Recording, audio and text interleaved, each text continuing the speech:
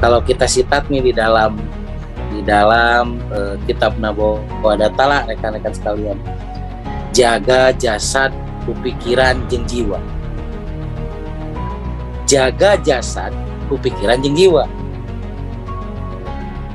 Jaga jasad, pikiran, anu pinuh keyakinan, nurutkeun pitujuh ilmu.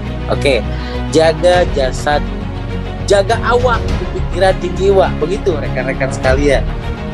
Jaga awak, pikiran, jeung jiwa. Nah, pakai pikiran jeung jiwa, rekan-rekan sekalian ya.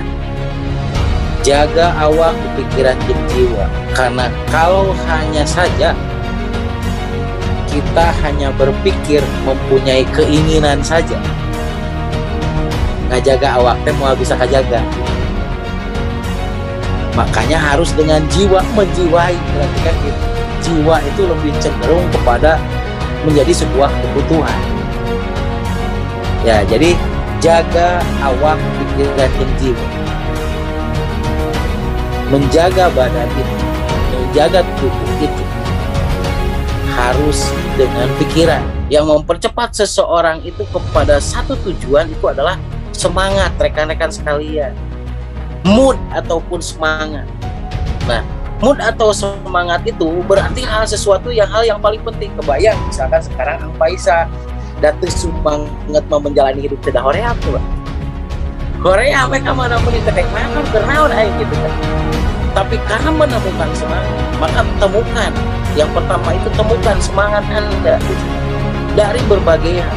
Karena dari semangat itulah rekan-rekan sekalian, maka manusia itu akan tetap mempunyai harapan.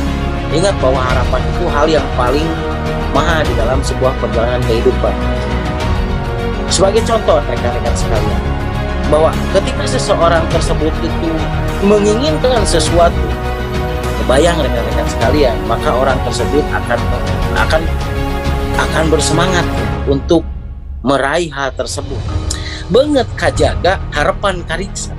Oke, jadi beunghar itu banget kajaga harapan anak kariksa. Berarti apa banget kajaga harapan kariksa? Semangat rekan-rekan sekalian. Jadi orang yang disebutkan beunghar atau kaya itu adalah mereka orang yang mempunyai semangat. Jadi apapun yang itu di dalam kehidupan, orang itu sebetulnya hanya mencari semangat.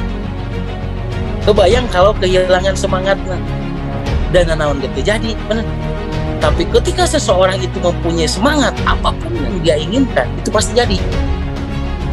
Makanya rekan-rekan sekalian, kalau innamal amalu binniyat wa innamal likulli imri'in ma nawa itu berbicara kapan kita mempunyai niat. Niat itu sama dengan sebuah semangat yang membara rekan-rekan sekalian. Dari melihat itulah kita itu menentukan bahwa apa yang harus kita kejar. Jadi kita belajar untuk melihat situasi mana yang harus kita dulukan. Jangan egois juga gitu. Nah, dari melihat itulah yang sebetulnya kita akan lihat sebetulnya apa yang kita butuhkan, kita akan sangat tahu, dan segera itu tentukan menjadi target yang pertama. Karena ketika sesuatu yang mengganggu dari akibat kita melihat situasi dan kondisi, kemudian kita terselesaikan nih apa yang kita lihat tersebut, kita selesaikan tersebut, maka pintu-pintu rezeki yang lain itu akan begitu mudah. Tidak ada kata lain atau tidak bukan rekan-rekan sekalian, harus dengan mempunyai impian. Harus dengan mempunyai impian. Tanpa hal tersebut kita tidak akan pernah bertahan lama. Nah, yang kedua, jaga jasad pikiran anu pinuh keyakinan nuhutkeun pitujuh ilmu. Dan jika ada nikmat, ya nikmati saja. Benar nggak rekan-rekan sekalian? Karena ujian itu semua, apapun yang diuji pasti naik kelas atau naik tingkat. Tinggal isi saja dengan apa yang kita bisa, dengan apa yang kita punya gitu. Oke ya. Jadi jangan takut kalau Anda sekarang sedang merasa diuji. Karena apapun ujian itu akan selalu membuat Anda naik kelas. Naik kelas secara kejiwaan, naik kelas secara kenyataan. Bagaimana bisa memupuk keyakinan berdasarkan petunjuk ilmu? balik lagi rekan-rekan sekalian, harus kontan. Ya, bagaimana Anda punya keyakinan segala rupa tuh kontan, coba dibayar tuh kontan, Anda juga bayar nggak kontan, ya, bener nggak?